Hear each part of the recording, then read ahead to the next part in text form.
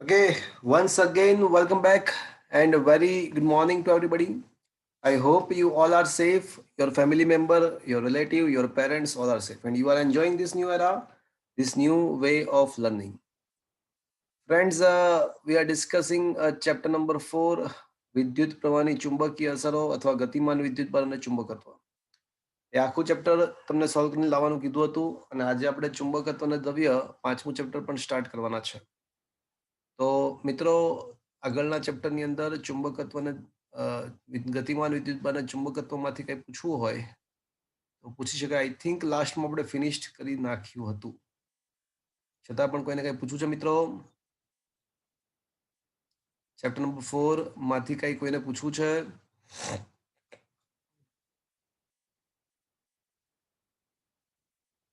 Anybody wants to ask any question from this chapter?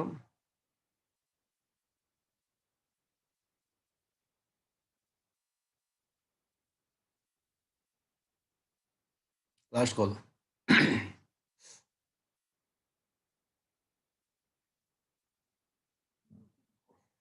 Okay. So let's start with the chapter number 5. ચુંબકત્વ અને દ્રવ્ય.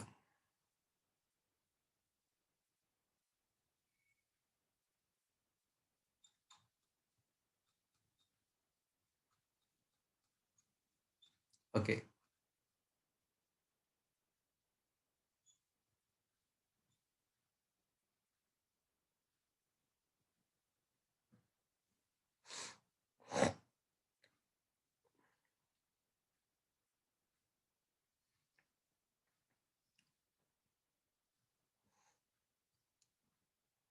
મિત્રો question number 16 પર આવો.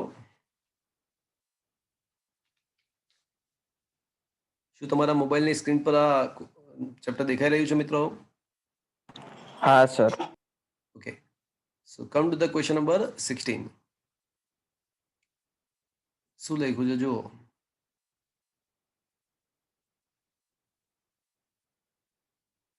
કે m અને 2m જેટલી ચુંબકીય ડાયપોલ મોમેન્ટ ધરાવતા બે ચુંબકોને આકૃતિમાં દર્શાવ્યા પ્રમાણે રાખેલા છે. તો આ સંયોજનની ચુંબકીય ચાક માત્રા શોધવાની છે. ચુંબકીય ચાક માત્રા મિત્રો સદિશ ભૌતિક રાશિ છે.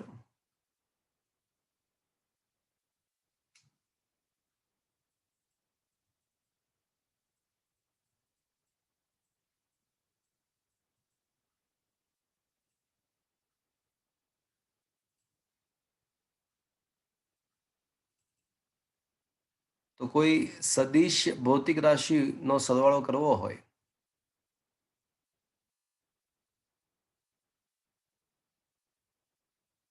તો મિત્રો ધારો કે સદિશ એ અને સદિશ બી છે. સદિશ આર બરાબર સદિશ એ પ્લસ સદિશ બી હોય તો સદિશ આર નું મૂલ્ય ઇઝ ઇક્વલ્સ ટુ અંડરરૂટમાં a square plus b square plus 2ab cos theta આપણને ખબર છે. અહીંયા આગળ બે ચુંબકીય ચાક માત્રાઓ આપણને આપેલી છે. એક નું ચુંબકીય ચાક માત્રા m1 છે અને બીજાની ચુંબકીય ચાક માત્રા m2 છે.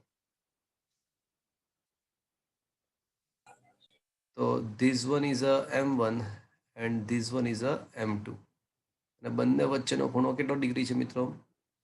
60 ડિગ્રી. જો ચુંબકીય ચાક માત્રાની દિશા છે ને સાઉથ થી નોર્થ હોય તો સાઉથ થી નોર્થ એટલે ખૂણો 60 ડિગ્રી છે.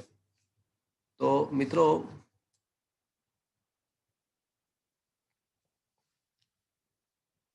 પરિણામી ચુંબકીય ચાક માત્રા એમ ઇફેક્ટિવ જો તમારે શોધવી હોય તો રૂટમાં m1 square plus m2 square plus 2m1 m2 cos theta.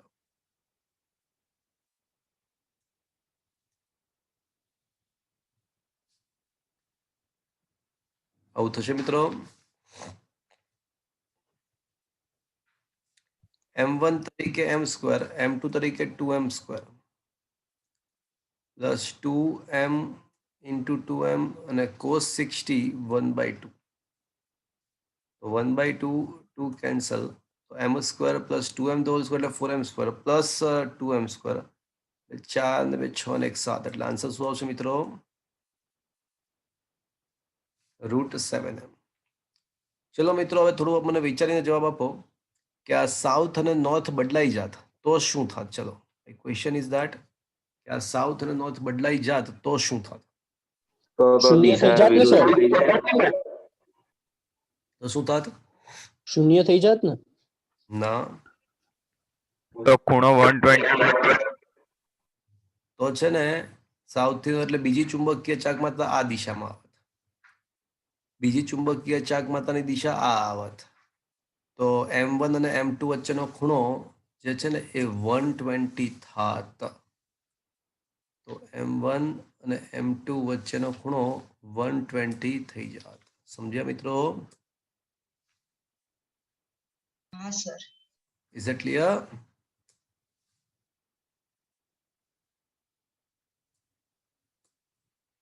તો પછી -1/2 લઈને સોલ્વ કરવું પડે. cos 120 એટલે cos 90 + 30 માઇનસ sin 30 થતા. Is that clear? વિચારવું હોય નોર્થ અને સાઉથ એ બાબત મહત્વની છે, એના પરથી આ ક્વેશ્ચન સોલ્વ થાય, ધ્યાનથી વિચારવું. Is that clear friends?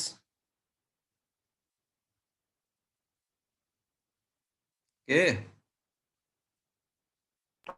હા સર. ચલો નેક્સ્ટ.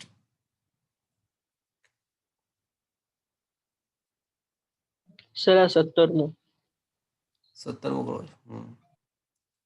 L લંબાઈના એક સ્ટીલના તારની ચુંબકીય ચાક માત્રા m છે, તેને મધ્યમાંથી વાળી અને 60 ડિગ્રીનો ખૂણો બને તે રીતે ગોઠવવામાં આવે છે. બસ તો કરી નાખો, સેમ ટુ સેમ જ થશે ને. એટલે હવે શું થાય? m/2 અને m/2, અચ્છા બરાબર. ચલો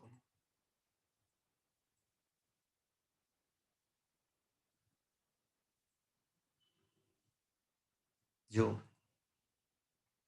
L લંબાઈના સ્ટીલની ચુંબકીય ચાક માત્રા m છે, તેને વાળીને 60 ડિગ્રી ખૂણો બને તે રીતે ગોઠવવામાં આવે છે. પછી શું થશે કે અહીંયા આગળ 60 ડિગ્રી બને છે. આ નોર્થ છે, આ સાઉથ છે. ચલો, પ્રારંભમાં ચુંબકીય ચાક માત્રા જે હશે પ્રારંભિક, એ પ્રારંભિક ચુંબકીય ચાક માત્રાનું મૂલ્ય કેટલું હશે? ધારો કે બે ધ્રુવો વચ્ચેનું અંતર ધારો કે L છે, તો પ્રારંભિક ચુંબકીય ચાક માત્રા m બરાબર L × P, ધ્રુવમાનને P કહીએ તો L × P થશે મિત્રો. હા સર. હવે શું કહે છે? મધ્યમાંથી વાળી નાખવામાં આવે તો બંને બાજુ L/2 L/2 થશે. હા. તો હવે નોર્થ અને સાઉથ વચ્ચેનું અંતર કેટલું થશે? એકચ્યુઅલમાં આ સમબાજુ ત્રિકોણ બનશે. આ 60 ડિગ્રી છે, આ બે બાજુઓ સમાન છે, તો સામે સામેના ખૂણાઓ પણ સમાન થવા જોઈએ. તો એ સામે સામેના ખૂણા કેટલા કેટલા થાય તો જ ત્રિકોણનો સરવાળો 180 થાય. તો કે ભાઈ 66. 60. એનો મતલબ કે આ dot dot dot dot line જે સાઉથ અને નોર્થને કનેક્ટ કરે છે, એ બંને વચ્ચેનો અંતર પણ કેટલો આવશે? L/2. L/2. તો હવે નવી ચુંબકીય ચાક માત્રા m' બરાબર બે ધ્રુવો વચ્ચેનું સુરેખ અંતર, નવી ચુંબકીય ચાક માત્રા એટલે બે ધ્રુવો વચ્ચેનું સુરેખ અંતર, બે ધ્રુવો વચ્ચેનું સુરેખ અંતર ગુણ્યા ધ્રુવમાન. તો હવે બે ધ્રુવો વચ્ચેનું સુરેખ અંતર L/2 છે અને ધ્રુવમાન P. L × P તો એમ હતું, તો ફાઇનલી આન્સર આવશે m/2. m' બરાબર. સમજમાં આવ્યું? હા સર. 21 સર. આમાં m/2 કરીને પછી પેલું સદિશ સરવાળો કરાય જ ને. આ એવું પણ કરી શકાય. રૂટમાં m/2 નો વર્ગ પ્લસ m/2 નો વર્ગ plus 2m1 m2 m/2 cos 60 થી પણ કરી શકીએ છીએ. ઓકે, સર એમાં cos 60 થી આન્સર નથી આવતો. એમ ના, બધું જ આવે, પરફેક્ટ આવે. જો ના, m/2 માં ખૂણો કેટલો આવશે? 60 નહીં આવે, 120 આવશે. શું કામ 120 આવશે? કારણ કે જો અહીંયા સાઉથ છે એટલે એનો એ સાઉથનો નોર્થ અહીંયા આવશે અને આ નોર્થનો સાઉથ અહીંયા આવશે. તો બંને વચ્ચે બંને ચુંબકીય ચાકમાત્રા વચ્ચેનો ખૂણો 60 નહીં આવે. Can you imagine? 120 એટલે આવશે. બીજાને કારણે દિશા ઉલટાશે એટલે હા, કારણ કે સાઉથ થી નોર્થ એટલે એક ચુંબકીય ચાકમાત્રા આમ આવશે અને સાઉથ થી નોર્થ એટલે બીજી ચુંબકીય ચાકમાત્રા આમ આવશે. જો સમજ પડી આખી વસ્તુ? Is it clear? હા સર 120 sir. કરશો એટલે આન્સર આવશે. બરાબર છે? હા સર. Question number 21. સર 19મો છે હા, એમાં આ જે 60 ખૂણો છે તો એમાં 3m/5 જવાબ આવે છે. તો આપણે m/π/3 કરીએ તો 3m/π જ થાય ને? એટલે એવું કંઈક થાય કે આ તો એમના આમ થઈ ગયું.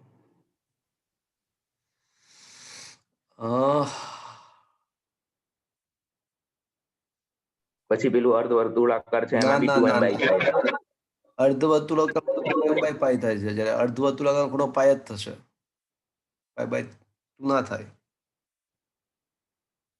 એટલે આ તો એમના આમ થઈ ગયું ને? હા, એમને એમ થઈ ગયું. અને આ 19મો અને એની જેવા બીજા 3 ક્વેશ્ચન મેં તમને કરાવ્યા છે. 19મો અને જે 120 માટે 90 માટે બધું શીખવાડ્યું તમને. યાદ છે? અર્ધવર્તુળનો હતો ને ક્વેશ્ચન જ્યારે ટેક્સ્ટબુકમાં ત્યારે. ચલો 21 ઇઝ અ ગુડ ક્વેશ્ચન.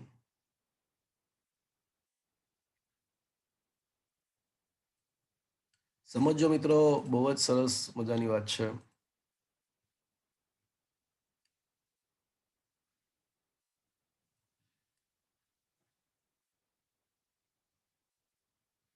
શું છે? એક ચુંબકને એક સ્થળે વળ વગરના તારથી મેગ્નેટિક મરડિયનમાં સમક્ષથી જ લટકાયું છે. એટલે સ્ટાર્ટિંગમાં સમક્ષિત છે એટલે ચુંબકની ચુંબકીય ચાકમાત્રા અને પૃથ્વીનું ચુંબકીય ક્ષેત્ર એક જ દિશામાં છે. હવે તમે કોઈ પણ ચુંબકને ચુંબકીય ક્ષેત્રમાં લટકાવો તો ઓટોમેટિકલી કઈ રીતે ગોઠવવાનો ટ્રાય કરે? વિદ્યુત ડાયપોલને તમે વિદ્યુત ક્ષેત્રમાં મૂકો તો વિદ્યુત ડાયપોલ વિદ્યુત ક્ષેત્રને સમાંતર ગોઠવવાનો પ્રયત્ન કરે. તો ચુંબકીય ડાયપોલને તમે ચુંબકીય ક્ષેત્રમાં ગોઠવો તો એ જ ચુંબકીય ડાયપોલ ચુંબકીય ક્ષેત્રને સમાંતર ગોઠવવાનો પ્રયત્ન કરે. એટલે સ્ટાર્ટિંગમાં તો એ ચુંબકીય ક્ષેત્રને સમાંતર. એટલે શું કહે છે તમે સમજો, બહુ મસ્તીની વસ્તુ કે ભાઈ એવું છે, આ રીતે કોઈ ચુંબકીય સોયને આમ લટકાવવામાં આવે તાર વડે. ચુંબકીય ડાયપોલ અથવા ચુંબકીય સોયને આ રીતે લટકાવવામાં આવે છે.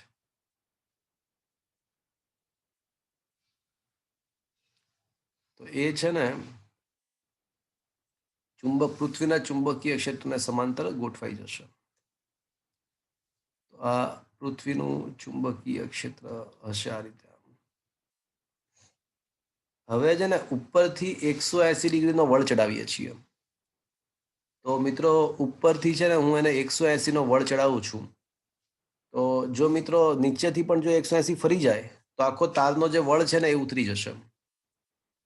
તો વિચાર કરો, ઉપરથી આમ તાર છે ને હું 180 આમ વળ ચડાવું છું અને નીચેથી પણ જો 180 ફરી જાય ને તો પછી તારનો વળ નીકળી જશે. એટલે ઉપર તમે એમ 180 એમ મરડો, તારને એમ 180 ડિગ્રી મરડો, વળ ચડાવો તો સોય પણ શું કરવાનો ટ્રાય કરશે નીચેથી? એ પણ મળાય ને? એ પણ 180 ડિગ્રી ફરી જવાનો ટ્રાય કરશે અને તારની અંદર જે વળ છે એ પૂરો એ પાછો 0 કરી નાખવાનો ટ્રાય કરશે. ઉપરથી તમે ફેરવો છો તો નીચેથી પણ ફેરવવાનો પ્રયત્ન કરે અને એ પાછું તારનો વળ શૂન્ય કરવાનો ટ્રાય કરશે, પણ એવું થઈ નહીં શકે. જો ક્યું? સ્થિર લાગુ કરેલું છે એટલે કારણ કે તમે જ્યારે વળ ચડાવશો એટલે ચુંબકીય સોયને તમે ટોર્ક આપશો ઉપરથી, પણ એ ટોર્કને કારણે ચુંબકીય સોય ભ્રમણ કરવાનો ટ્રાય કરશે, પણ ચુંબકીય ક્ષેત્ર વળી પાછું શું કરવાનો ટ્રાય કરશે? પાછું ખેંચશે. પાછું લાવવાનો. એટલે એનો મતલબ કે અહીંયા આગળ બે ટોર્ક પ્રોડ્યુસ થશે. અહીંયા આગળ બે ટોર્ક પ્રોડ્યુસ થશે એક તો વળ ચડાવવાને કારણે લાગતું આવર્તક ટોર્ક અને ચુંબકીય ક્ષેત્રને કારણે પુનઃસ્થાપક ટોર્ક. અને કોઈક ખૂણો એવો બનશે કે જ્યારે આવર્તક ટોર્ક અને પુનઃસ્થાપક ટોર્ક બંને એ સમાન થઈ જાય સમાન એટલે થઈ જશે. સમાન થઈ જશે એવું ક્યારેક તો બનશે. તો મિત્રો ધારો કે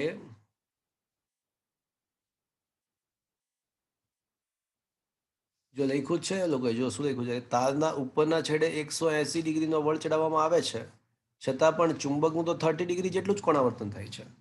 તો કેટલો વળ બાકી રહી જશે તારની અંદર? 150. 150. તો એવું આપ્યું છે રકમની અંદર કે 30 ડિગ્રી કોણાવર્તન જ માત્ર થાય છે. આપણે આપ્યું હતું 180 ડિગ્રીનું કોણાવર્તન પણ થયું ખાલી 30 એટલે 150 તારની અંદર વળ રહી જશે. જો વળ અચળાંક કે હોય તો આવર્તક ટોર્ક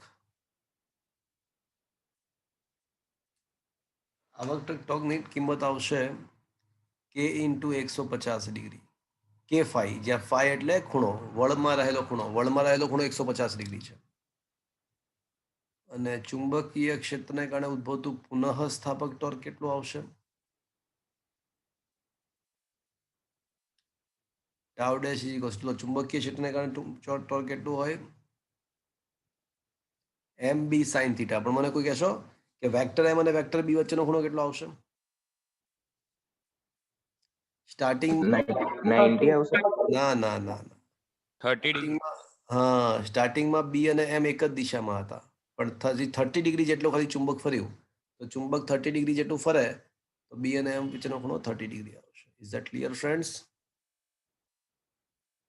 અને પછી સંતુલન સ્થપાઈ ગયું. તો સંતુલન સમયે શું થશે મિત્રો?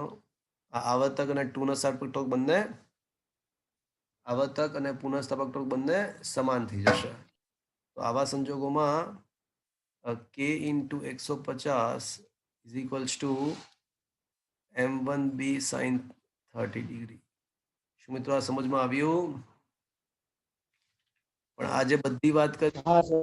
આ બધી વાત જે કરી એ ચુંબક એક માટે વાત કરી. આ જે બધી ચર્ચાઓ કરી આપણે ચુંબક એક માટે કરી.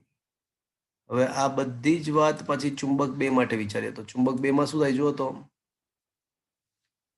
ચુંબક બે માટે કઈ આપ્યું છે? કેટલો વળ ચડાવવામાં આવે છે ચુંબક બે માં? 270 ડિગ્રી. 270 ડિગ્રી. પણ વળ કેટલો ઉતરે છે માત્ર? 30 ડિગ્રી. એમાં 30 ડિગ્રી. તો ચુંબક બે માટે શું લખવું જોઈએ મિત્રો? કોઈ સીધું કહેશે મને? 150 ની બદલે 240 લખીશું. Very good. લેફ્ટ હેન્ડ સીધું જ સમીકરણ નંબર જે 1 મળ્યું એવું સમીકરણ નંબર 2 મેળવવું છે. તો સમીકરણ નંબર 1 જેવું જ સમીકરણ 2 મેળવવું છે તો લેફ્ટ હેન્ડ આવશે k ઇન્ટુ 240 કારણ કે 240 નો વળ બાકી રહી જશે. અને રાઈટ સાઈડ શું આવશે મિત્રો? m2b sin 30. એમાં પણ 30 ડિગ્રી જ રહેશે કારણ કે ભ્રમણ તો 30 નું જ થયું પાછું બીજામાં પણ. સમીકરણ નંબર 2. સમીકરણ નંબર 1/2 કરો. સમીકરણ 1/2 તો 150/240 is equals to can I say m1 upon m2? Is that clear? હા સર. તો આનો મતલબ એવો થયો કે m1 upon m2 is equals to 5/8. आया बात समझ में? હા સર. હા સર.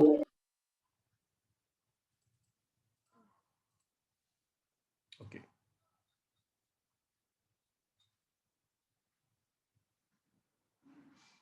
चलो.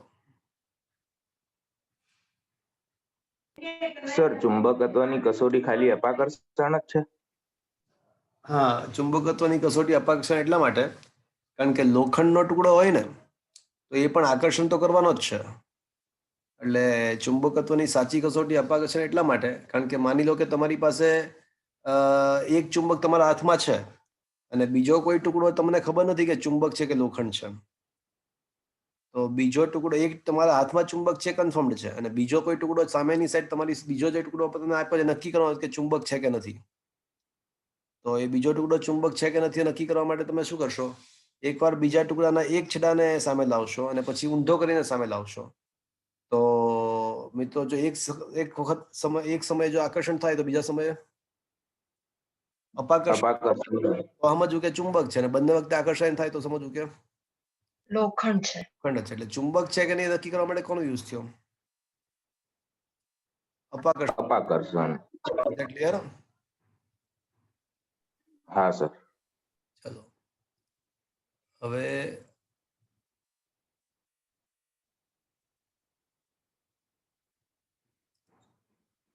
બોલો, ક્વેશ્ચન નંબર 22 કરવો છે?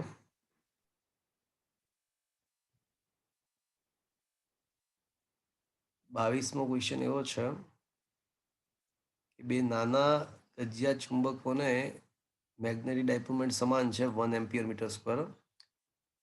તેમને એક સમતલમાં એવી રીતે મૂકવામાં આવે છે કે જેથી કરીને બંને એકબીજાને લંબ રૂપે રહે. ઓકે,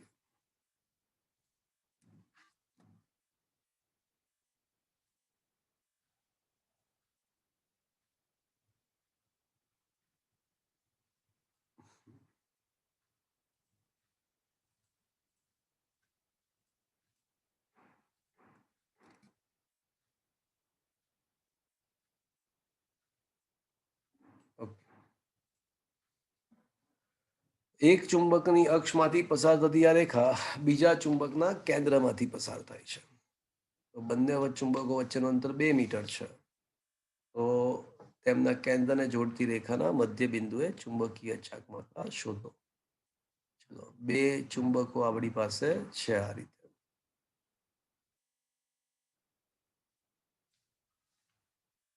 અને માની લો કે આ સાઉથ છે, માની લો કે આ નોર્થ છે, આ સાઉથ છે. ગમે તે વિચારી શકો, નોર્થ સાઉથ કોઈ ફરક નહીં વધતા, સાઉથ નોર્થ. તેમની અક્ષ એકબીજાને લંબ છે, તમે જોઈ શકો છો. તેમની અક્ષો એકબીજાને લંબ છે જ એવું તમને ચોક્કસપણે દેખાતું હશે. એકની અક્ષ આ છે, બીજાની અક્ષ આ છે જ દેખાય છે.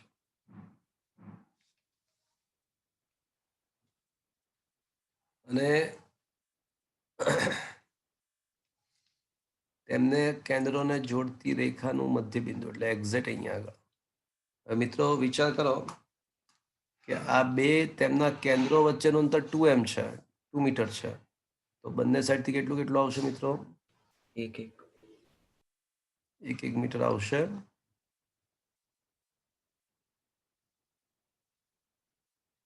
ઓકે, હવે ચુંબક એકને કારણે જે બિંદુ આપણને બતાય છે, કેવું બિંદુ બનશે ચુંબક એકને કારણે? અક્ષ પરનું બિંદુ. તો અક્ષ પરના બિંદુએ ચુંબકીય ક્ષેત્રની દિશા ડાયપોલ મોમેન્ટની દિશામાં હોય અને એનું મૂલ્ય કેટલું હોય? તો કે ભાઈ 2kp/z³. 2kp અંતરનો ક્યુબ. અંતર બંનેથી 1 જ છે. અને કઈ દિશામાં? તો કે ભાઈ પોતાની ડાયપોલ મોમેન્ટની દિશામાં. પોતાની ડાયપોલ મોમેન્ટ એટલે સાઉથથી નોર્થ, એટલે B1 ની દિશા આ થશે. ચલો, એટલું સમજમાં આવ્યું મિત્રો? હવે બીજા ચુંબક માટે આ બિંદુ કેવું છે? વિષુવરેખા પરનું બિંદુ.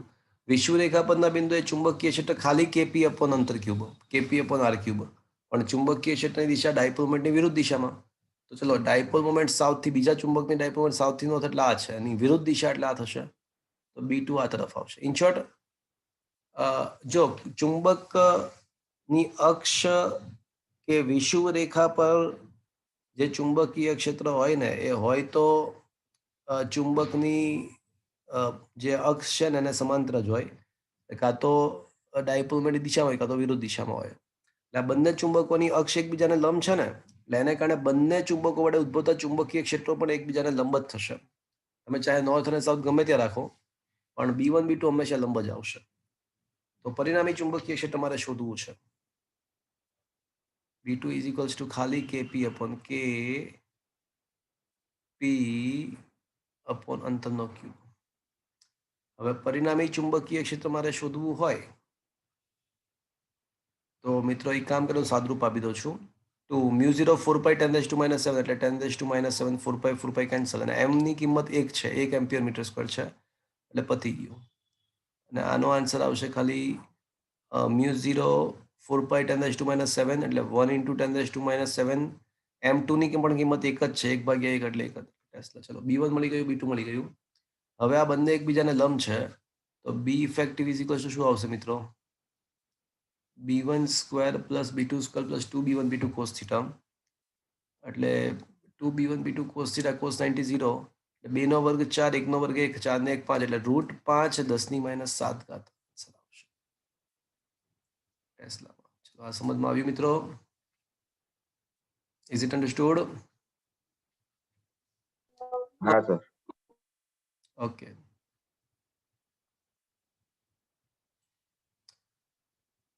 આવી જ કઈ આકૃતિ સર આ 35 માં છે. શું કહો છો? આ અત્યારે જે આકૃતિ બની છે એવી જ આકૃતિ છે 35 નંબરના ક્વેશ્ચન. હા, એટલે 35માં હવે તમને જાતે આવડશે. ઓકે, હે ને? એના પર P બિંદુ પાસે ચુંબકીય ક્ષેત્ર શોધવાનું છે. તો એ સાઉથ નોર્થને ધ્યાનમાં રાખીને તમારો જવાબ આવશે. બરાબર? હવે ટ્રાય કરજો, હવે તમને આવડશે. Okay sir. For question 30. Question number 23 જોઈએ આપણે પહેલા.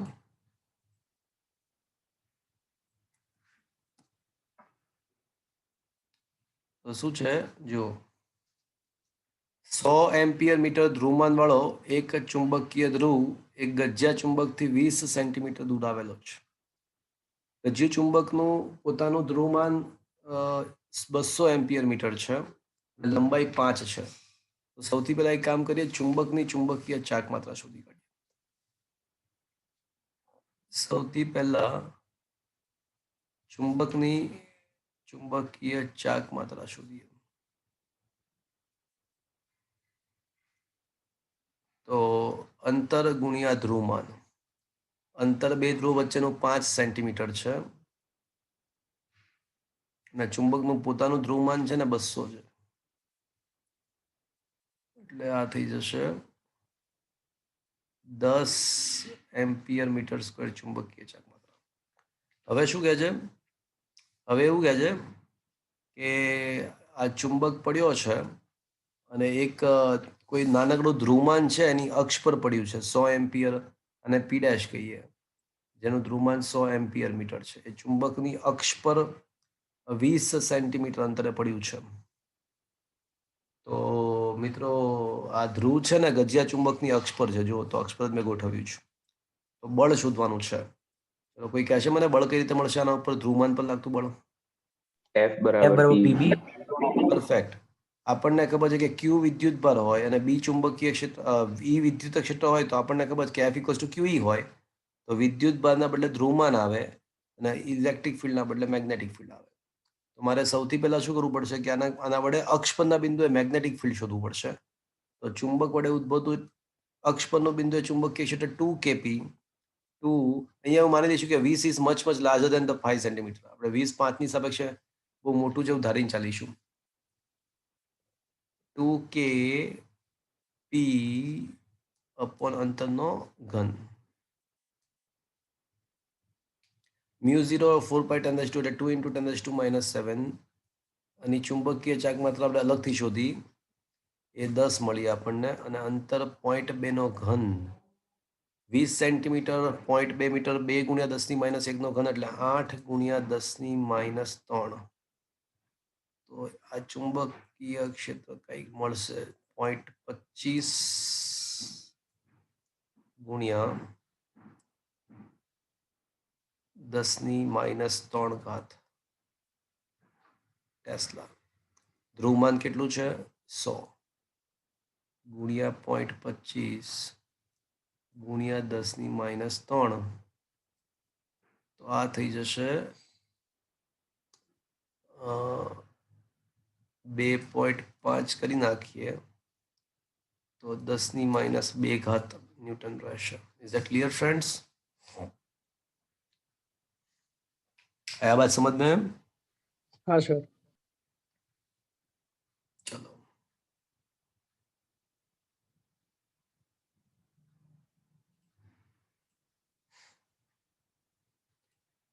કયો કહેતા હતા તમે ક્વેશ્ચન? હવે ક્વેશ્ચન 26. 26 કરવો છે.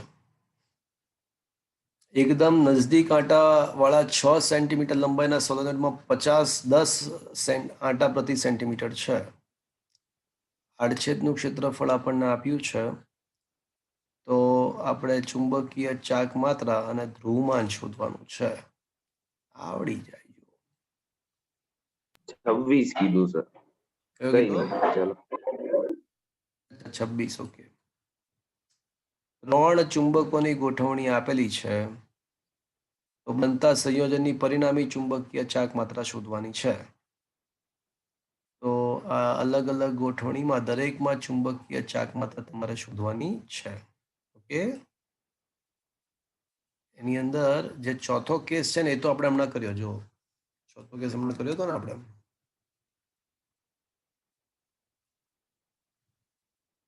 ચોથો કેસ તો આપણે હમણાં જ કર્યો હતો. 60 degree m1 square plus m2 square 2m1 m2 60 degree. અચ્છા, જો કેસ 1 તમે દેખો તો કેસ 1 ની અંદર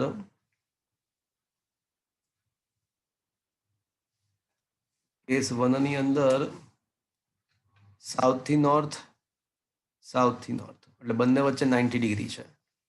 તો અંડરરૂટમાં m square plus 2m1 m2 cos 90 0 થાય. એટલે રૂટમાં m square plus m square એટલે m ઇફેક્ટિવ બરાબર શું થશે? √2 m સ્ક્વેર થશે.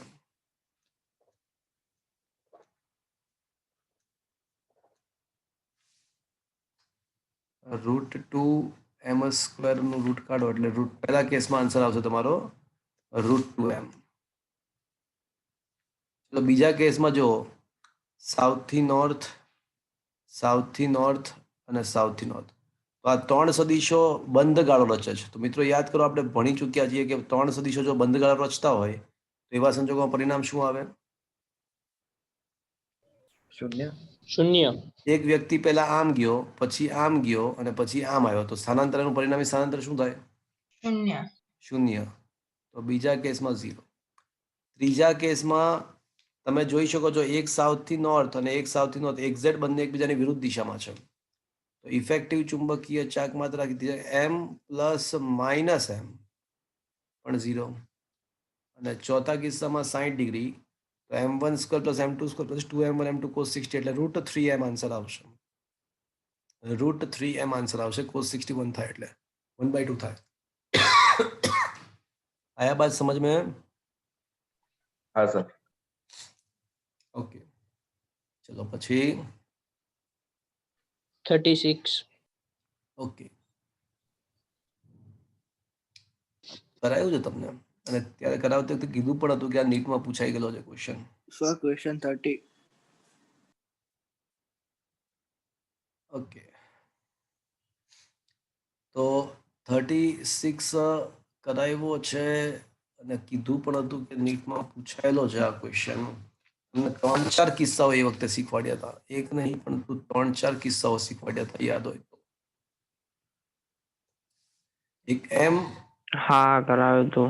ચુંબકને વાળવામાં આવે છે એટલે સ્ટાર્ટિંગમાં ચુંબકીય ચાક માત્રા જે છે ને, ધારો કે બે તારના અંત્ય બિંદુ એટલે ધ્રુવમાન વચ્ચેનું અંતર ધારો કે L છે. તો સ્ટાર્ટિંગમાં ચુંબકીય ચાક માત્રા B × L. હવે 60 ડિગ્રી ખૂણો બને એ રીતે ચાપને વાળવામાં આવે છે. તો ખૂણો 60 ડિગ્રી બને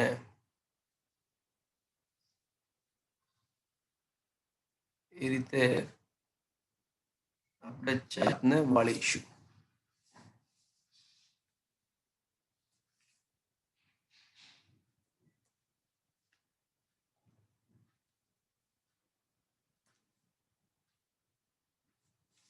તો હવે મિત્રો બે ધ્રુવો વચ્ચેનું અંતર આપણે શોધવું પડે કે ભાઈ બે ધ્રુવો વચ્ચેનું અંતર હવે કેટલું છે. ધારો કે આ નોર્થ પોલ છે, આ સાઉથ પોલ છે.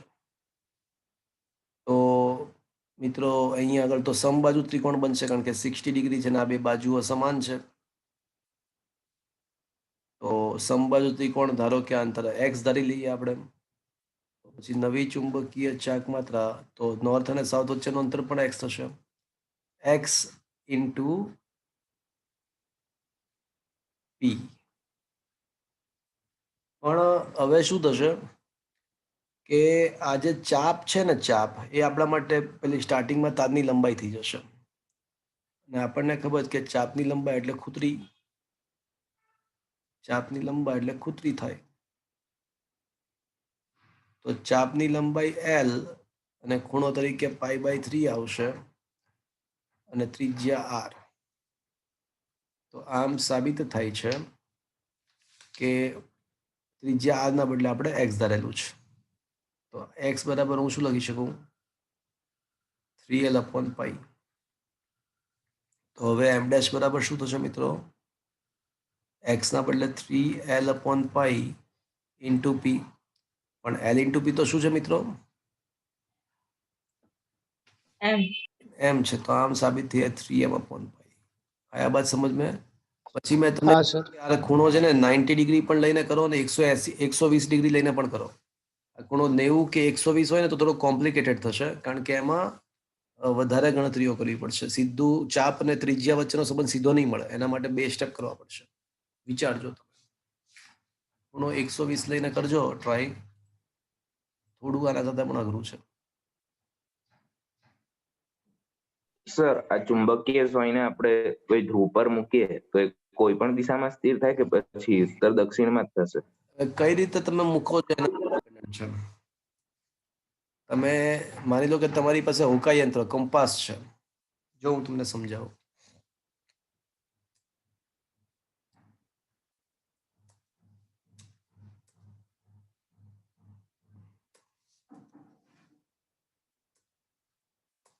જો આ પૃથ્વી છે બરાબર.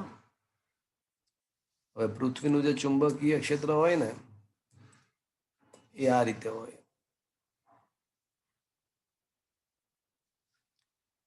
ને ચુંબકીય સોયને હંમેશા કેવી ઈચ્છા હોય ચુંબકીય ક્ષેત્રને સમાંતર. માની લો કે તમારી પાસે ચુંબકીય સોય હોકાઈ યંત્ર છે જે ખાલી સમક્ષિત દિશામાં જ ભ્રમણ કરી શકે છે. તમે એવું હોકાઈ યંત્ર રાખો અહીંયા તો ખરેખર તો ચુંબકીય સોય પર અહીંયા આગળ ચુંબકીય સોય પર બળ કઈ તરફ લાગવાનું છે એક્ઝેક્ટ નીચે તરફ ચુંબકીય ક્ષેત્રને સમાંતર. એટલે સમક્ષિત દિશામાં તો કોઈ બળ લાગતું જ નથી. એટલે સમક્ષિત દિશામાં હોકાઈ યંત્ર તમારી પાસે છે તો ત્યાં તો ચુંબકીય સોય ગમે તે રીતે ગોઠવાશે. પણ માની લો કે તમે લટકાવી છે ચુંબકીય સોયને ત્યાં આગળ દોરી વડે બાંધીને લટકાવી છે. તો એવા સંજોગોમાં શું થશે તો એ ચુંબકીય ક્ષેત્રને સમાંતર ગોઠવાશે. તો આ રીતે દોરી વડે બાંધીને લટકાવી હોય તો એ ખરેખર આ રીતે ગોઠવાય. સમજ્યા તમે આખી વસ્તુ. પણ ખાલી સમક્ષિતિજ સમતલમાં રહી શકે એવી જ ગોઠવણ કરી હોય હોકાઈ યંત્રની તો પછી ગમે ત્યાં ગોઠવાય. Is it clear? Okay sir. કારણ કે સમક્ષિતિજ સમતલમાં તો બળ જ ના લાગતું હોય. 27મો ક્વેશ્ચન છે એના પર. 27મો ક્વેશ્ચન કયો ડાઉટ પૂછો છે બોલો. એટલે 27મો એક ચુંબકીય સોય ને ચુંબકીય ધ્રુવ પર મૂકવામાં આવે તો તે હવે કઈ રીતે ઇનકમ્પ્લીટ ક્વેશ્ચન કહેવાય. આમાં જવાબ શું લખ્યો છે પાછળ કોઈ પણ દિશા લખવી. એટલે સમક્ષિતિજ સમતલમાં મૂકવામાં આવે. લખો ક્વેશ્ચનમાં સમક્ષિતિજ સમતલમાં મૂકવામાં આવે છે એવું લખી નાખો તો બરાબર થશે. ઓકે ચલો પછી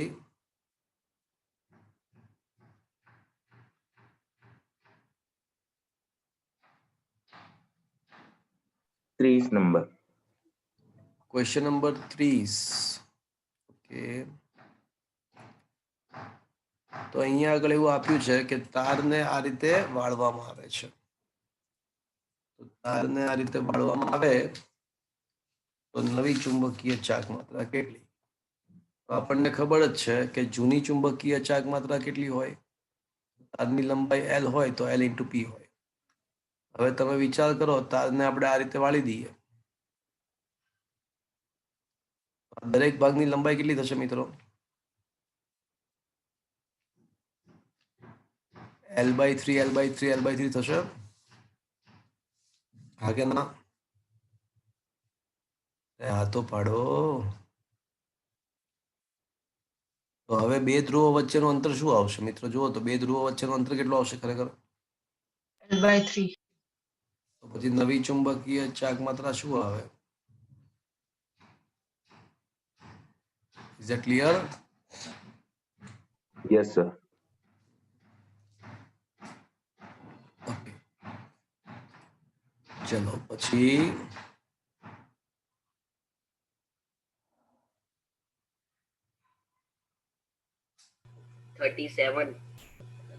ક્વેશ્ચન 37. ઓકે,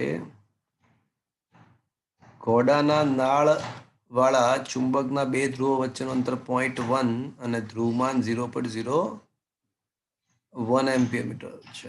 તો ધ્રુવના મધ્ય બિંદુ પાસે ચુંબકીય ક્ષેત્ર કેટલું હોય?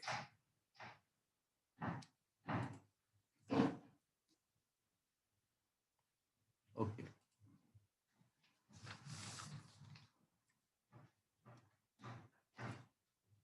મિત્રો આ જે છે એ નોર્થ પોલ છે, આ જે છે સાઉથ પોલ છે. મારે મધ્ય બિંદુ પાસે ચુંબકીય ક્ષેત્ર શોધવું છે. તો મિત્રો યાદ કરો, વિદ્યુત ડાયપોલ ની વિષુવરેખા માટે ચુંબકીય ક્ષેત્ર, સોરી વિદ્યુત ક્ષેત્ર. તો ડાયપોલની વિષુવરેખા માટે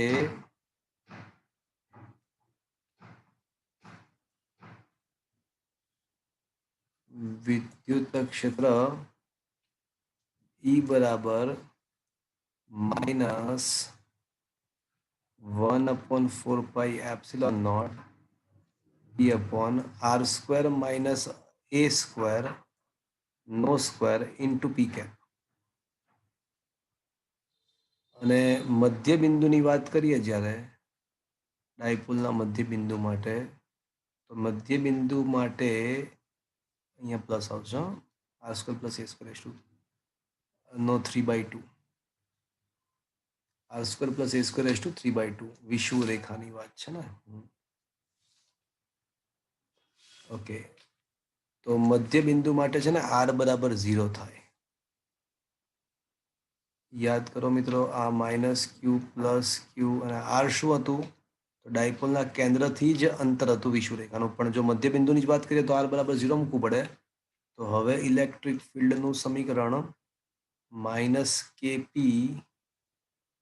-kp upon a cube, a square raise to 3/2 એટલે a cube into p cap, p into p cap એટલે વેક્ટર p. મિત્રો this is to be noted કે વિદ્યુત ડાયપોલના મધ્ય બિંદુ પર વિદ્યુત ક્ષેત્રનું સૂત્ર -kp upon a ક્યુબ છે. અથવા બીજી રીતે તમે એ પણ કહી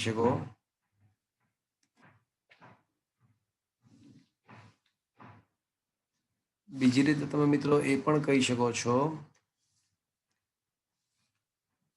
કે p ના બદલે 2a into q, 2a into q ના સ્વરૂપમાં લખીએ આપણે p ના બદલે.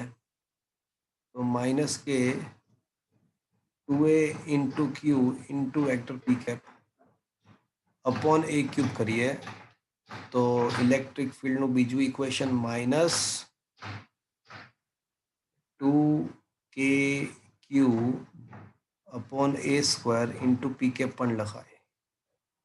So that is the equation for the વિદ્યુત ક્ષેત્રનું સૂત્ર આપણને મળી ગયું. વિદ્યુત ડાયપોલ માટેનું સૂત્ર આપણને મળી ગયું. તો આ જ સૂત્ર તમે ચુંબકીય ડાયપોલ માટે વાપરીએ. આ સેમ ઇક્વેશન ચુંબક માટે વાપરો તમે, ચુંબકીય ડાયપોલ માટે. તો ચુંબકીય ડાયપોલના મધ્ય બિંદુ પર ચુંબકીય ક્ષેત્ર B બરાબર કાં તો -μ0/4π ડાયપોલ મોમેન્ટ m અપોન અંતરનો વર્ગ એટલે અડધું અંતર હો, બે ધ્રુવ એ છે ને એ બે ધ્રુવો વચ્ચેના અંતરનું અડધું અંતર છે. એટલે બે ધ્રુવો વચ્ચે જે અંતર હોય એના અડધા અંતરને આપણે યાદ કરો તમે આપણે L ધારી લઈએ. બે ધ્રુવો વચ્ચેનું અંતર 2L ધારીએ તો અડધું અંતર L થશે આપણા માટે. μ0/4π m/L³ ઇન્ટુ m કેપ. અને એવું ના લખવું હોય, ધ્રુવમાનના સંદર્ભમાં લખવું હોય તો -2μ0/4π ધ્રુવમાન P અપોન અડધા અંતરનો ઘન ઇન્ટુ m કેપ. તો અહીંયા શું આપણને આપ્યું છે? તો આ વસ્તુ અહીંયા એપ્લાય કરીએ તો ધ્રુવમાન આપણને આપ્યું છે અને ધ્રુવો અને બે ધ્રુવો વચ્ચેનું અંતર 0.1. તો અડધું અંતર કેટલું આવશે મિત્રો? અડધું અંતર કેટલું આવશે? બે ધ્રુવો વચ્ચેનું અંતર 0.1 છે. તો અડધું અંતર કેટલું આવશે મિત્રો? મારો અવાજ આવે છે મિત્રો?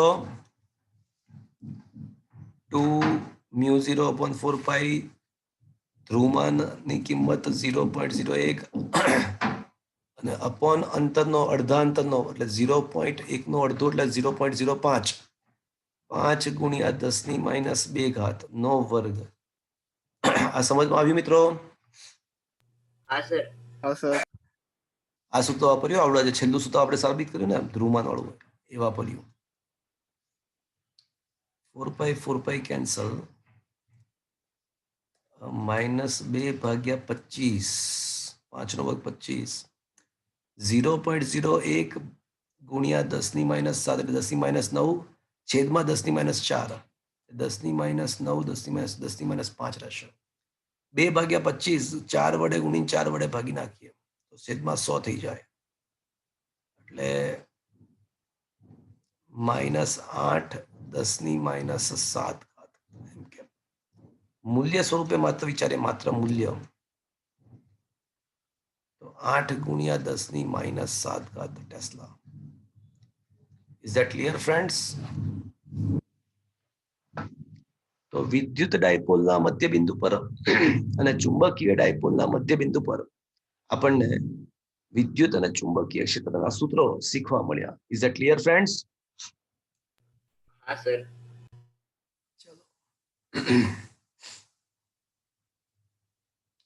ચલો પછી સર પૂછડાની જગ્યાએ આપણે ડાયપોલ મૂકીએ તો ધ્રુવમાન બદલાઈ જાય?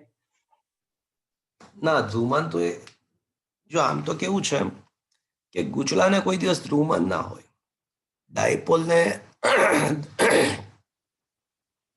ધ્રુવમાન હોય, પણ ગૂંચળાનું ધ્રુવમાન તમારે શોધવું હોય તો ડાયપોલ મોમેન્ટને લંબાઈ વડે ભાગી નાખો એટલે આપણને ગૂંચળાનું ધ્રુવમાન મળી જાય. એટલે ક્વેશ્ચન કયો છે? તું પૂછવા શું માંગે છે? કેના એટલે તને સમજાવું? બીજો ક્વેશ્ચન છે ને એમાં લખ્યું છે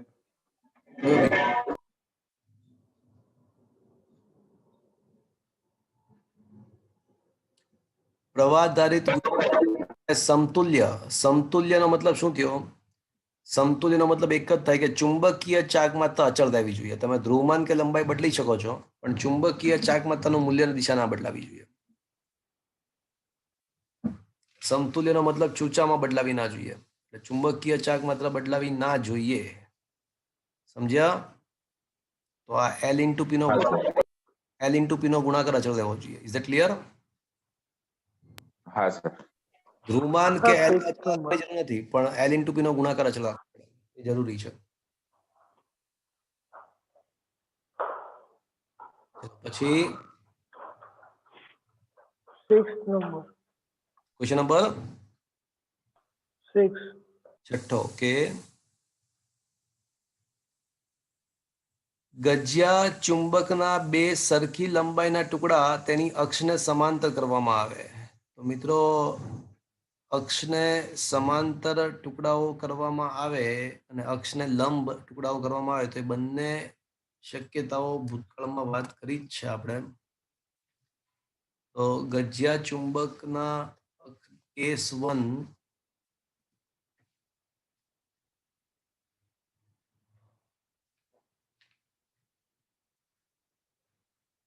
અક્ષને સમાંતર બે ટુકડાઓ જ્યારે કરવામાં આવે, અક્ષને સમાંતર બે ટુકડાઓ જ્યારે કરવામાં આવે, કઈ રીતે? તો આ રીતે. તો આવા સંજોગોમાં શું થશે કે ધ્રુવમાન કપાઈ જશે. નોર્થ અને સાઉથ કપાય છે, એટલે દરેક ટુકડાનું ધ્રુવમાન મૂળ ધ્રુવમાન કરતા અડધું થઈ જશે. એને કારણે ચુંબકીય ચાક માત્રા પણ અડધી થઈ જાય. શું કામ? કારણ કે ચુંબકીય ચાક માત્રા તો L × P છે. લંબાઈ તો બદલાતી નથી, પણ ધ્રુવમાન અડધું થયું એટલે ચુંબકીય ચાક માત્રા પણ અડધી થાય. તો કઈ રાશિ નથી બદલાતી? ચલો આમાં શું નહીં બદલાય? ચુંબકીય ડાયપોલ મોમેન્ટ તો અડધી થશે, ધ્રુવમાન પણ અડધું થશે. જડત્વની ચાક માત્રા અને ચુંબકીય તીવ્રતા, ચુંબકત્વની તીવ્રતા. હવે આમાં ચુંબકત્વની તીવ્રતા એટલે મેગ્નેટાઇઝેશનની તીવ્રતા. તો મેગ્નેટાઇઝેશન, જો જડત્વની ચાક માત્રા તો બદલાય જ જશે. જડત્વની ચાક માત્રા તો કેટલા ગણી થશે? કેટલા ભાગ? જડત્વની ચાક માત્રા તો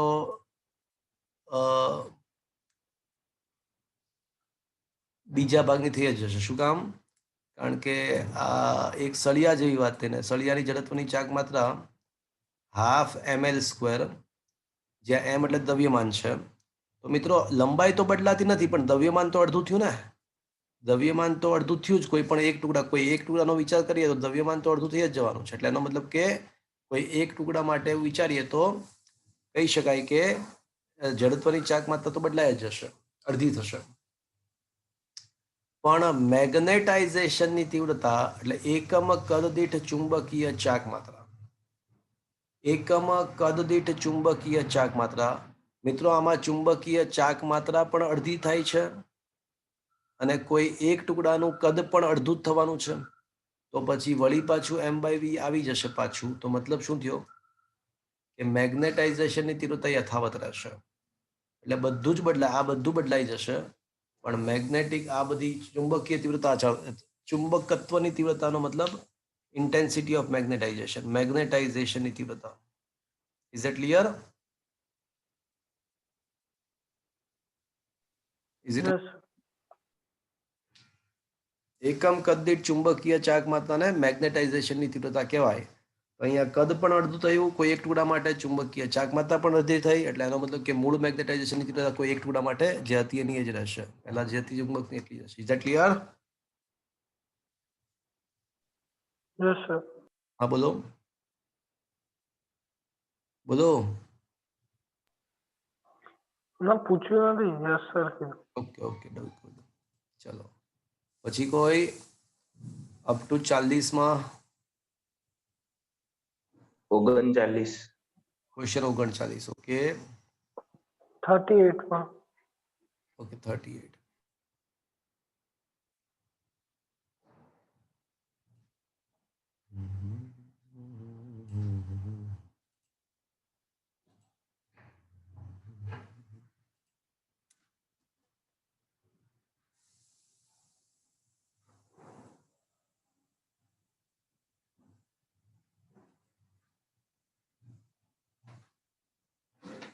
Okay, friends.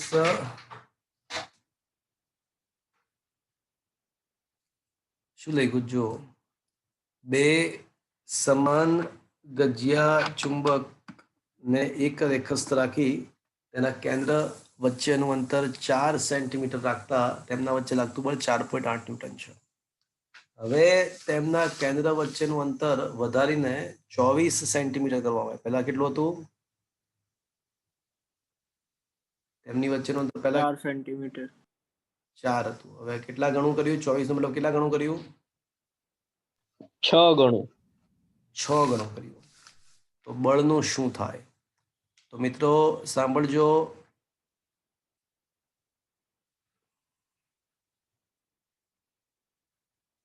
એક નવી વાત છે, જાણવા જેવી છે. એક જ અક્ષ પર બે ચુંબકો રાખ્યા હોય તો એક જ અક્ષ પર બે ચુંબકો રાખ્યા હોય, નાના ચુંબકો, એક્સનું મૂલ્ય ચુંબકની લંબાઈની સાપેક્ષે ઘણું વધારે હોય, તો તેમના વચ્ચે જો સમાન ધ્રુવો સામસામે હોય તો અપાકર્ષણ, અહીંયા અપાકર્ષણ, ને વિરુદ્ધ પ્રકારના ધ્રુવો સામસામે તો આકર્ષણ થાય, પણ તેમના વચ્ચે ઉદ્ભવતું ચુંબકીય બળ 3μ0/2π m1 m2 ચુંબકીય ચાક માત્રાઓ અને અપોન એક્સની 4 ઘાત. આ સૂત્ર સાબિત થઈ શકે છે, પણ આપણે સાબિતી વગર સ્વીકારીશું. શેના માટેનું સૂત્ર છે મિત્રો? આ શેના માટેનું સૂત્ર છે? બે ગજિયા ચુંબકોને એક જ અક્ષ પર એક્સ અંતરે રાખીએ તો તેના વચ્ચે ઉદ્ભવતું આકર્ષી કે અપાકર્ષી બળ. બે વિદ્યુત ડાયપોલ માટે પણ આ સાચું. બે વિદ્યુત ડાયપોલ માટે પણ આ સાચું કે જો બે વિદ્યુત ડાયપોલ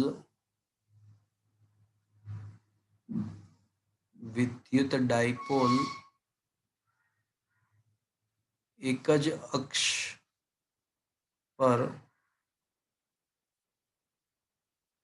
બે નાના બિંદુવત વિદ્યુત ડાયપોલ, એટલે આ પણ બિંદુવત વિદ્યુત ડાયપોલ માટે જ સાચું છે.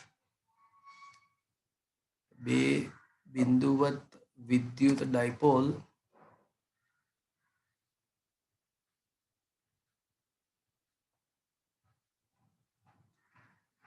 એક જ અક્ષ પર હોય તો એક જ અક્ષ પર મૂકતા તેમના વચ્ચે લાગતું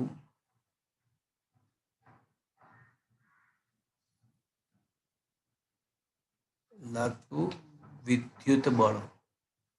ચલો આને બે વડે ગુણીને ભાગી નાખો. તો આને બે વડે ગુણીને ભાગી નાખો તો 6μ0/4π m1 m2 અપોન એક્સની 4 ઘાત થઈ જશે ને. તો શું છે? 6μ0/4π એટલે કે 6k dipole moment p1 p2 upon અંતરની 4 ઘાત.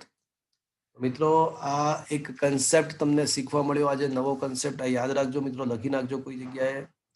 બે વિદ્યુત ડાયપોલ અથવા બે ચુંબકીય ડાયપોલ એક જ અક્ષ પર પડ્યા હોય, નાના હોય, તો તેમના વચ્ચે લાગતું બળનું આ સૂત્ર છે. સ્પષ્ટ છે કે આ જે બળ છે એ અંતરના ચતુર્થઘાતના વ્યસ્ત ચલનમાં છે. હવે અંતર 6 ગણું કરો, અંતર 6 ગણું કરો તો નવું બળ 6ની 4 ઘાતમાં ભાગનું થાય. અંતર 6 ગણું કરો તો નવું બળ 6ની 4 ઘાતમાં ભાગનું થાય. તો હવે નવું બળ ઇઝ ઇક્વલ્સ ટુ જૂનું બળ કેટલું હતું? 4.8 ભાગ્યા 6ની 4 ઘાત. તો 6ની 4 ઘાત કરો ભાગ્યા 6ની 4 એટલે 36 ગુણ્યા 36. તો કરો તો જોઈ શું આવે છે જરાક. 1296. 1296. 4.8 ભાગ્યા 1296 એવું એમ. મને લાગે આ આન્સર આવશે. હા સર, એ જ આવે છે. બીજું તો કોઈ શક્ય 10ની માઇનસ ઘાત વાળો તો શક્ય જ નથી બીજો કોઈ. Is it clear friends? Yes sir. આ સમજમાં આવ્યું મિત્રો? Yes sir. અને question number 39 is on the same consequence. આકૃતિમાં દર્શાવ્યા અનુસાર ઊંધી રાખેલી કાચની નળીમાં 10 સેન્ટીમીટર લંબાઈના બે સમાન ગજિયા ચુંબકો પાસે રહે એવી રીતે ગોઠવેલા છે.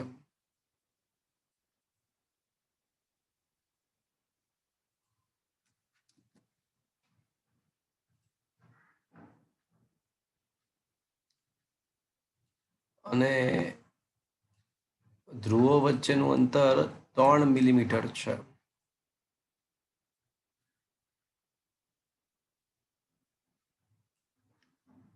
તો આવા સંજોગોમાં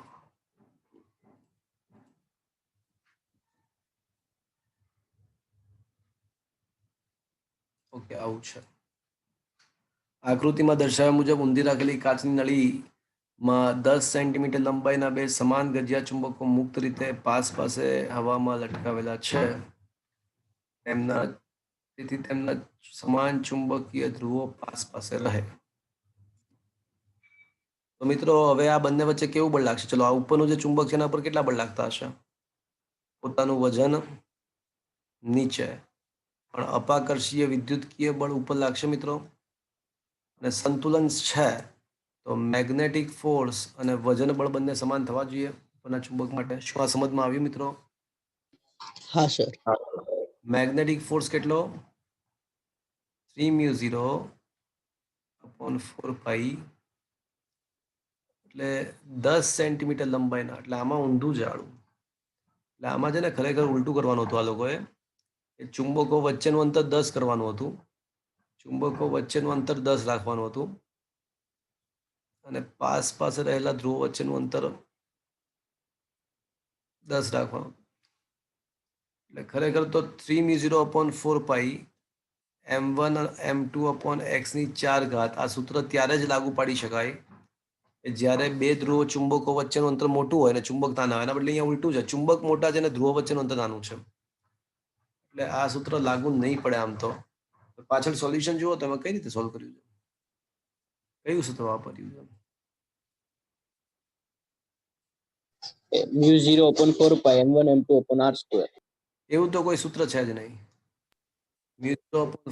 એ તો સૂત્ર જ ખોટું છે, કારણ કે પારિમાણિક દ્રષ્ટિએ જ ખોટું પડશે. પારિમાણિક દ્રષ્ટિએ જ ખોટું પડશે એ સૂત્ર, કારણ કે ચુંબકીય ચાકમાં m1 અને m2 અને અપોન r ની 4 ઘાત થાય ને, r ની 4 ઘાત, તો પારિમાણિક દ્રષ્ટિએ સાચું પડે. એ તો પારિમાણિક, એમ તો સમાન જ રાખ્યું છે, ખાલી નીચે r² છે. એટલે હું એ જ કહું છું, r² એટલે મીટર સ્ક્વેર છે ને, મીટરની 4 ઘાત થવી જોઈએ તો સાચું પડી શકે. એટલે એ સૂત્ર તો પારિમાણિક દ્રષ્ટિએ જ ખોટું પડશે. એટલે એ તો ખોટું છે. એટલે આ નહીં સોલ્વ થઈ શકે. આમાં ઊંધું આપવું જોઈએ ખરેખર તો.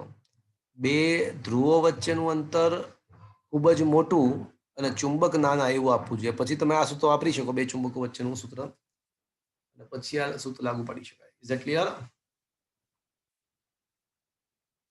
ત્યાં જે એમણે એવું લખ્યું છે કે બે ચુંબકોનું અપાકર્ષણ બળ બરાબર μ0/4π m1 m2/r². ના μ0 લખવું હોય તો આ રીતે μ0/4π p1 p2/r² લખી શકાય.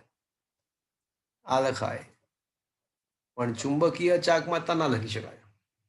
ધ્રુવમાં ના આવી શકે, કારણ કે k q1 q2/r², તો k ના q ના બદલે ધ્રુવમાં p આવે. એટલે આ સાચું બને, આ સૂત્ર સાચું બને.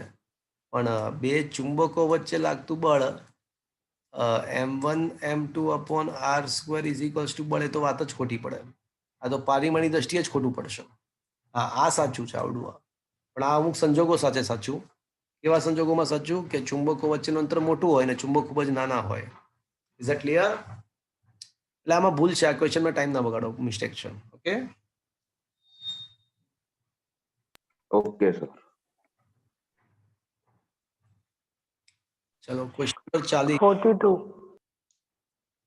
40 જોઈ લઈએ. 40 જોઈ લઈએ.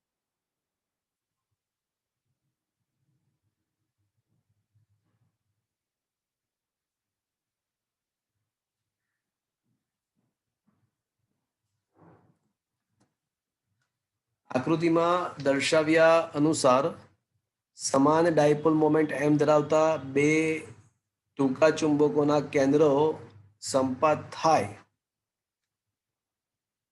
તેમ લંબ રૂપે ગોઠવેલા છે. તેમના કાટકોણના કોણ દુભાજક પર કેન્દ્રથી d અંતરે ચુંબકીય ક્ષેત્રનું મૂલ્ય કેટલું? મિત્રો, બહુ મસ્ત જગાસ ક્વેશ્ચન છે. ક્વેશ્ચન એવો છે કે આ બે ચુંબકો સાઉથથી નોર્થ આ બે ચુંબકો છે. એનો કાટકોણના કોણ દુભાજક પર બિંદુ P, એટલે અહીંયા આગળ કોઈ બિંદુ P પાસે ચુંબકીય ક્ષેત્ર શોધવું છે. તો છે ને, મારી ટ્રીક સાંભળજો. હવે હું જે ટ્રીક કહું છું એ સાંભળજો. આ બે ચુંબકો છે, ડાયપોલ મોમેન્ટ m1 અને બીજું ડાયપોલ મોમેન્ટ m2. તો એની ઇફેક્ટિવ ચુંબકીય ચાક માત્રા સમાંતર બાજુ ચતુષ્કોણનો નિયમ ઉપયોગ કરીએ તો સમાંતર બાજુ ચતુષ્કોણના નિયમ પરથી આની સમતુલ્ય ચુંબકીય ચાક માત્રા એક્ઝેક્ટલી આમ આવશે. તો બે ચુંબકોનું અસરકારક ચુંબક ખતરનાક ક્વેશ્ચન છે આ. એક ચુંબક આ છે, એક ચુંબક આ છે, તો એનું સમતુલ્ય જે ચુંબક મળશે એ આપણને આ રીતે મળશે. તો એને સમતુલ્ય જે ચુંબક મળશે એ આપણને કંઈક આ રીતે મળશે. તો ઇફેક્ટિવલી ચુંબક આ રીતે મળશે અને એની ચુંબકીય ચાક માત્રા એમ ઇફેક્ટિવ કેટલી થશે મિત્રો? તો √2m થશે. હા કે ના? અંડર રૂટમાં m1 square +2 square + 2m1 m2 cos 90 એટલે 0. તો √2m થશે. હા સર. હવે આ જે બિંદુ P છે એ આ ઇફેક્ટિવ ચુંબકના કયું બિંદુ થઈ ગયું? આ બિંદુ P એ આપણો ઇફેક્ટિવ જે ચુંબક મળ્યું આપણને એના માટેનું કોનું કયું બિંદુ થયું? વિષુવરેખા અક્ષ ઉપર. અક્ષ પરનું. હવે અક્ષ પરનું બિંદુ થયું. ખબર પડી? તો હવે ચુંબકીય ક્ષેત્ર અક્ષ પરના બિંદુએ 2k p અપોન અંતર છે આપણને આપેલું છે કે d છે, dq. પણ b ઇફેક્ટિવ તરીકે શું આવશે મિત્રો? √2m upon dq. તો ફાઇનલી જે આન્સર આવશે કયો આવશે? Option C. μ0 અપોન 4π. જોયું મિત્રો? એકદમ જકાસ હતું આ. આ સમજ પડી મિત્રો કઈ રીતે સોલ્વ થયો ક્વેશ્ચન? અલગ રીતે જ સોલ્વ થયો આખો. આપણને પહેલી નજરે એમ લાગે કે હાલો આ પી બિંદુ તો બે ચુંબકની અક્ષ પર પણ નથી ને વિષુવરેખા પર પણ નથી, તો કેમનું આપણે શોધીશું ચુંબકીય ક્ષેત્ર? કારણ કે આ બિંદુ તો આપણી પાસે તો ચુંબકીય ક્ષેત્રના સૂત્રો જે છે અક્ષ અને માત્ર વિષુવરેખા માટે જ છે. તો આમાં ટ્રીક વાપરીએ આપણે. સમજ પડી શું ટ્રીક વાપરી? હા સર. પરિણામી લીધી છે જ ને. પરિણામી ચુંબક શોધી કાઢ્યું આપણે અને એના માટે એ અક્ષ પરનું બિંદુ થઈ ગયું. Is that clear? હા સર. ચલો ક્વેશ્ચન નંબર 41. જો મિત્રો કોઈ જતા નહીં મિત્રો, આ હવે બે ક્વેશ્ચન, બંને ક્વેશ્ચન ખૂબ જ સરસ મજાના છે. 41 અને 42 બંને ક્વેશ્ચન. સર બીજો લેક્ચર છે અમારે 9 વાગે. એવું છે? તો કઈ વાંધો નહીં, એક ક્વેશ્ચન કરાવી દેવા દો મને, પછી આવતા લેક્ચરની અંદર આપણે બીજો ક્વેશ્ચન કરીશું. ચલો લાસ્ટ ક્વેશ્ચન. શું કહે છે? આકૃતિમાં દર્શાવ્યા પ્રમાણે 10 સેન્ટીમીટર બાજુવાળા ચોરસના બે શિરોબિંદુઓ પર 1000 એમ્પિયર મીટર સ્ક્વેર ચુંબકીય ચાક માત્રાવાળા બે ટૂંકા ચુંબક આકૃતિ આપી છે. તો બિંદુ P પાસે તમારે ચુંબકીય ક્ષેત્ર શોધવાનું છે. આ બિંદુ P અહીંયા છે. તો મિત્રો ચુંબક 1 માટે આ બિંદુ કેવું થયું કહેવાય? વિષુવરેખા પર. અચ્છા, વિષુવરેખા. તો વિષુવરેખા પરના બિંદુએ ચુંબકીય ક્ષેત્ર પોતાની ડાયપોલ મોમેન્ટની વિરુદ્ધ દિશામાં હોય. પોતાની ડાયપોલ મોમેન્ટ સાઉથથી નોર્થ. પોતાની ડાયપોલ મોમેન્ટ સાઉથથી નોર્થ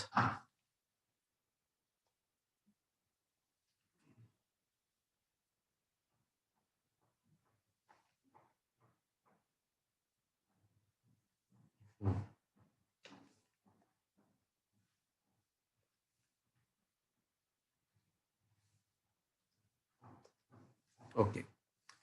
ચલો પોતાની જે ડાયપોલ મોમેન્ટ છે એ સાઉથથી નોર્થ એટલે આ દિશામાં. તો ચુંબકીય ક્ષેત્ર ડાયપોલ મોમેન્ટ વિરુદ્ધ દિશામાં એટલે આમાં આવશે B1. ચલો હવે બીજું ચુંબક છે એના માટે આ બિંદુ કેવું છે? અક્ષ પરનું. અક્ષ પરનું. તો અક્ષ પરના બિંદુએ ચુંબકીય ક્ષેત્ર ડાયપોલ મોમેન્ટની દિશામાં હોય તો સાઉથથી નોર્થ ડાયપોલ મોમેન્ટ આ દિશા, તો B2 ની દિશા મિત્રો આ તરફ આવશે. તો હવે તમે એક કામ કરો, B1 શોધી કાઢો, B2 શોધી કાઢો, પછી બાદબાકી કરશો કે સરવાળો કરશો? બાદબાકી. બાદ બાકી. કારણ કે બંને એકબીજાની વિરુદ્ધ દિશામાં. Is that clear friends? B1 માટે ખાલી μ0/4π m1/r³ આવશે અને આમાં 2μ0/4π m2/r³ આવશે. અને B ઇફેક્ટિવ શોધવા માટે તમારે મોટામાંથી નાનું બાદ કરવું, મોટામાંથી નાનું બાદ કરવું. Is that clear friends? સમજમાં આવ્યો મિત્રો? કાલે સવારે તમે આવો ત્યારે કમ્પલસરીલી 42 તો બહુ મસ્ત છે, તમે કમ્પલસરીલી 100 સુધીના ક્વેશ્ચન સોલ્વ કરીને લાવજો. ના 100 નહીં, તમે કમ્પલસરીલી 100 ને ચલો ને કરો ને 115 સુધી સોલ્વ કરી લાવજો 115 સુધી ઓકે 115 સુધી કમ્પલસરીલી સોલ્વ કરી લાવજો તો આજનો સેશન મિત્રો અહીંયા આગળ હું ફિનિશ્ડ કરી રહ્યો છું વળી પાછું કાલ સવારે સેમ સ્કેડ્યુલ પ્રમાણે મળીશું આ ચેપ્ટર આગળ વધારીને પૂરું કરવાનો ટ્રાય કરીશું થેન્ક યુ